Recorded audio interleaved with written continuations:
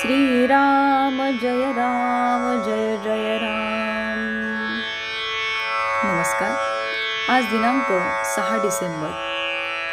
आजचा विषय आहे निरासक्ती आणि शरणागती। एखाद्याची सुरी असली, तिची लाकडी मूठ बदलून लोखंडाची केली, दुसऱ्याने चांदीची केली, कुणी सोन्याची केली, पण मारल्यानंतर परिणाम एकच।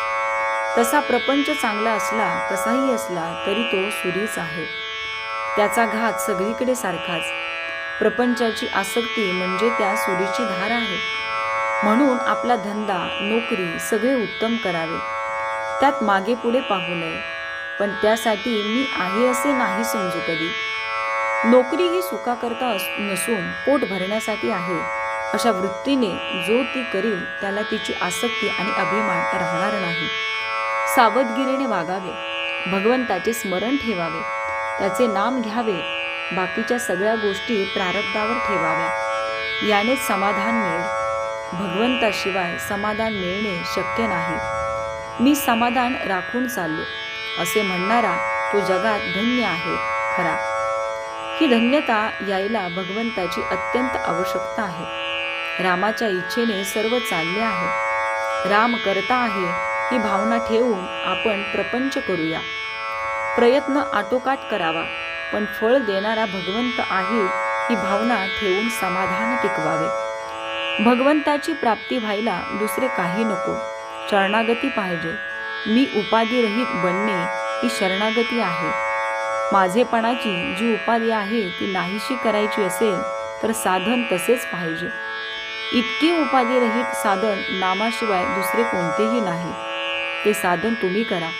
भगवंताच्या नामाचे प्रेम यायचे असेल तर अंतःकरण शुद्ध पाहिजे। अंतःकरण द्वेषाने, मत्सराने, अभिमानाने भरलेली असू नये। एकमेकांवर प्रेम करा, घरातून सुरुवात करा। मुलगा आपल्याला सुख देतो म्हणून नाही, पण माझे कर्तव्य म्हणून मी त्याच्यावर प्रेम करेन। निस्वार्थीपणाने प्रेम करणे हाच परमार्थ आहे खरा। त्यासाठी राम दाता आहे, पाठीराखा भगवंत आहे, ही जाणीव ठेवून तुम्ही राहा। ही जाणीव निर्माण करण्याकरता भगवंताच्या नामाची खरी गरज आहे। मनाची शांती मिळवायला हाच मार्ग आहे। दैन्यवाने कधीच नसावे।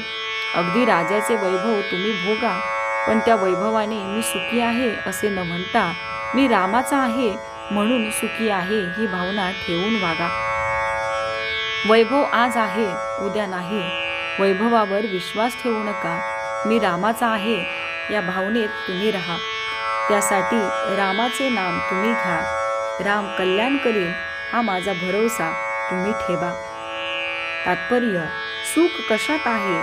सुख हे समजुतीमध्ये आहे आणि भगवंताचे होणे ही समजूत तेवढीच खरी आहे। श्रीराम जय जय राम।